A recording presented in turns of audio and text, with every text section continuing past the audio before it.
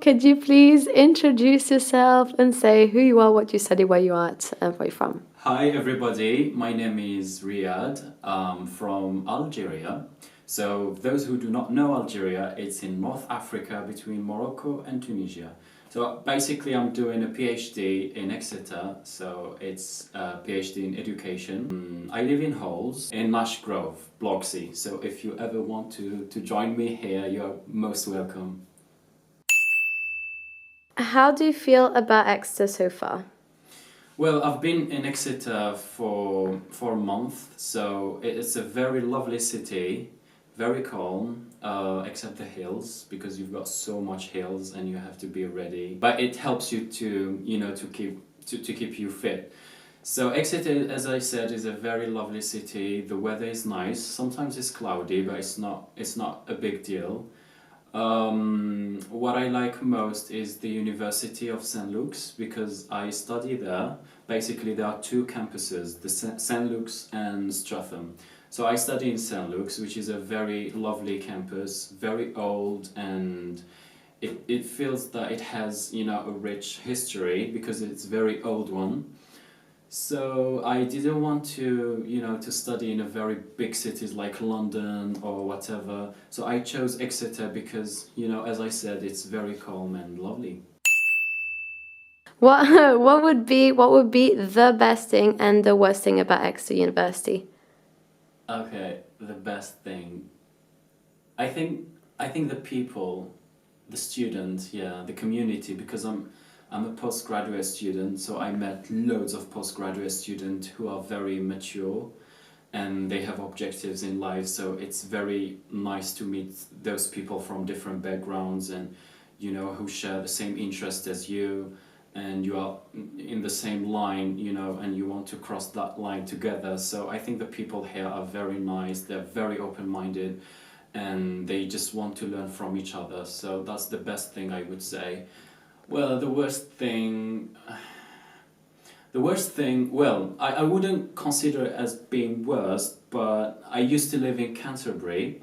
So I lived in Canterbury for 6 months, which is in Kent, so it's the eastern part of the UK. So I was living in halls, obviously, but I was surrounded by supermarkets like Asda, Lidl and everything. So here the Streatham is quite, it's quite isolated. So whenever I need something, like I had to go downtown to bring that thing and come back, so it's quite far. There are buses, there are bikes and everything, but it's a waste of time, especially when you're doing a PhD, you don't want to waste time. So I would say that's the downside of living here in Streatham. But so far, I didn't really face any bad experience, I would say. You come from Algeria. Yeah. So please tell me about the culture shock and maybe some anecdotes about integration here next to, like, how do you find the whole situation? The cultural shock. Well, I wouldn't say I was shocked, but there's some British stuff that really annoy me in a way. For example, in my bathroom, I have that thing, the sink. So I've got the hot water and the cold water separately. Yeah. So that it really Ça annoys sert à me. rien. It really annoys me. Like sometimes I want just to have a mixture of both, but I can't because they are just separated. That's the thing that annoys me here in England. The cultural shock. Yeah, there are so many.